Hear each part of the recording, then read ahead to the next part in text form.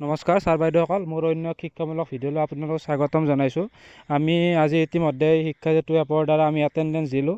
তাত কিছু অসুবিধাও নোপোৱা নহয়, বহুতখিনি অসুবিধা পাইছোঁ। তাৰ মাজতে আমি এটেণ্ডেঞ্চ দিব লাগিব, যিহেতুকে বিভাগৰ তৰফৰ পৰা আমাক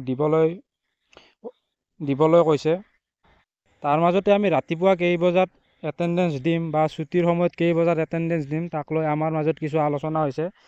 আমি বেলেগ একো ভাবিবলগীয়া নাই। আমাৰ যিখন একাডেমিক কেলেণ্ডাৰ সেইমতে দিলে হ'ব। একাডেমিক কেলেণ্ডাৰ আপোনালোকে দেখিবলৈ পাইছে।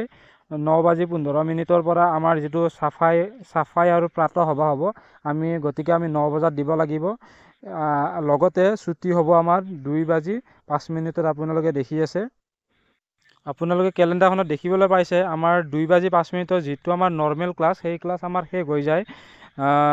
তাৰপিছত 2:05 পৰা 2:45 এই সময়ছোৱাত আপোনালোকে দেখাইছে, এই সময়ছোৱাত প্ৰথমৰ পৰা পঞ্চম শ্ৰেণীৰ ইচ্ছুক ছাত্ৰ ছাত্ৰীয়ে সহ বিদ্যায়তনিক বিষয়সমূহ অভ্যাসনৰ বাবে বিদ্যালয়ত থাকিব পাৰিব আৰু বাকী ছাত্ৰ ছাত্ৰীয়ে 2:05 বিদ্যালয় এৰিব।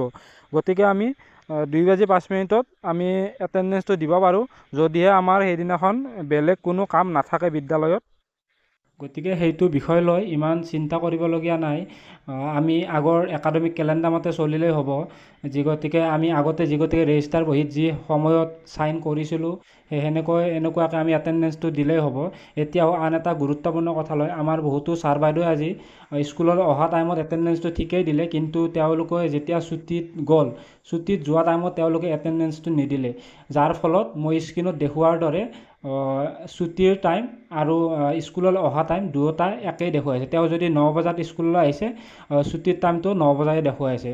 যাৰ ফলত আমাৰ পিছলৈ অসুবিধা হ'ব পাৰে, আপোনালোকে স্ক্ৰীণত দেখি আছে।